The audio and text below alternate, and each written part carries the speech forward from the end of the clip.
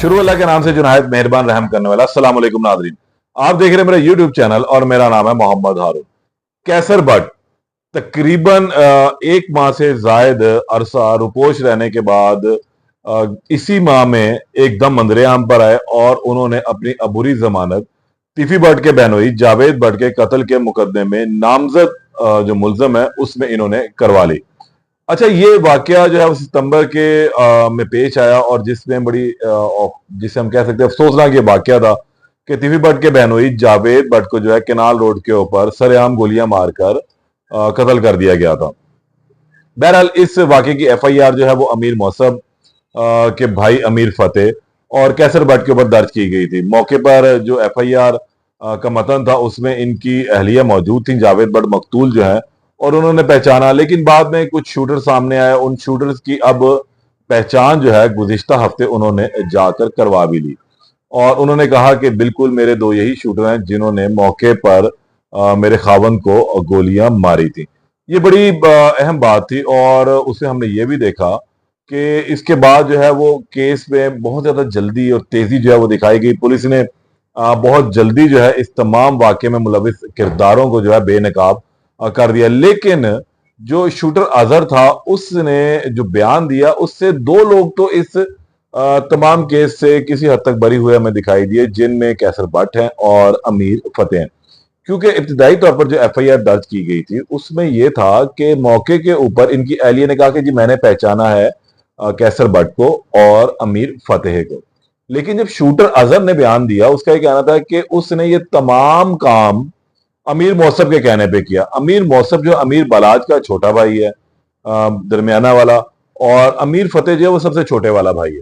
पहले जो एफआईआर में था उसमें अमीर फतेह का नाम था, लेकिन अब अमीर मौसम को भी इस शूटर के बयान की रोशनी में मुल्जम जो है वो करार दिया गया।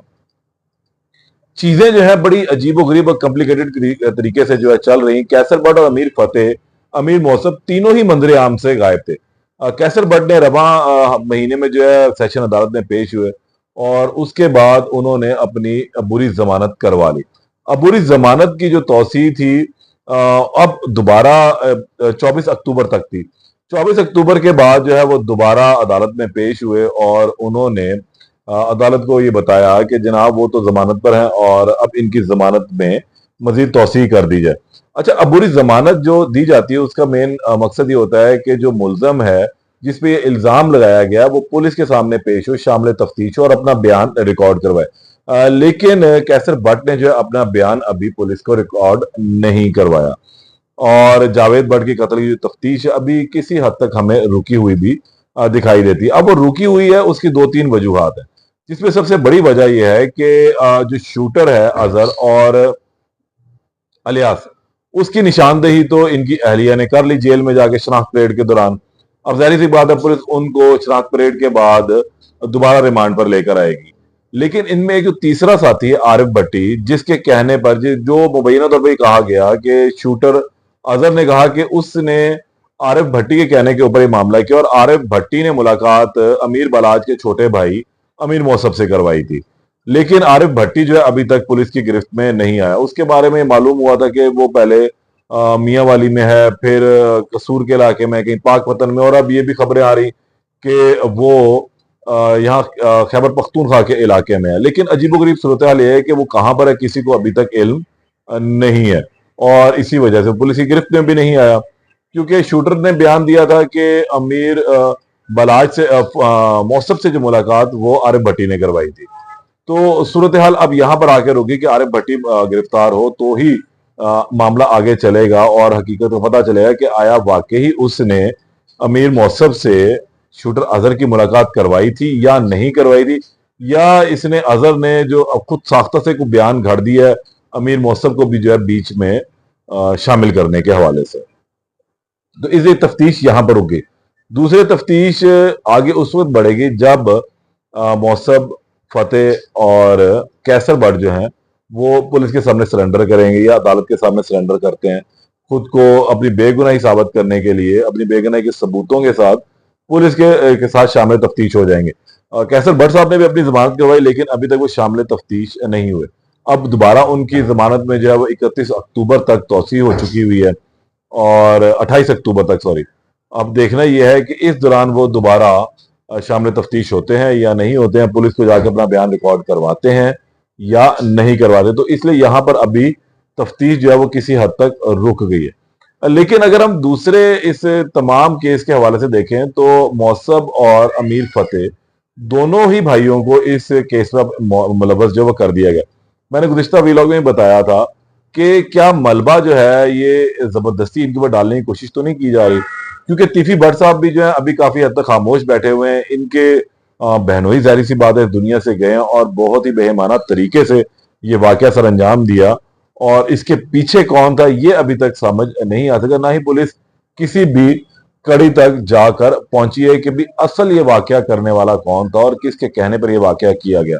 कि जो अजहर है उसके बयान ने ये तो कह दिया कि जी आरिफ भट्टी ने मुझे मिलवाया था, लेकिन आरिफ भट्टी गिरफ्तार हो तो वो इस बात की तस्दीक या तरदीद करेगा कि वाकई उसने अमीर मौसफ से मिलवाया था या नहीं मिलवाया था। ताहम इसलिए भी इस केस की तफ्तीश अभी तक रुकी हुई है। दूसरी जानिब अमीर बलाज की तरफ जाएं तो अमीर बलाज को जो है अब तकरीबन 8 माह गुजर चुके हैं इस केस को, और उसके अंदर जो है अब इन चैम्बर जो है कार्रवाई का आगाज हो चुका है, ट्रायल मुलजिमों का शुरू हो चुका है।